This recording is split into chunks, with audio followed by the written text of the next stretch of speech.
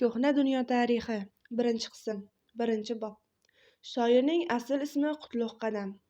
Ammo hech kim buni bilmaydi.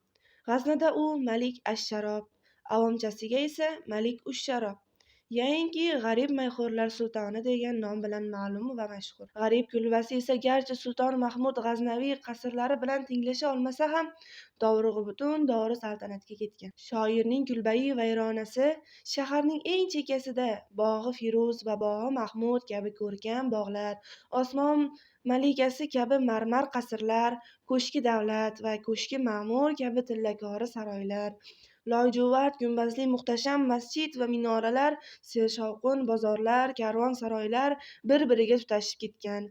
Obod rastalar, kumush favvoralar o'rnatilgan gulzor va maydonlardan yiroqda, gadolar va yo'qsillar makoni bo'lmish Afshon, Shol dahasining xilvat bir burchagida joylashgan.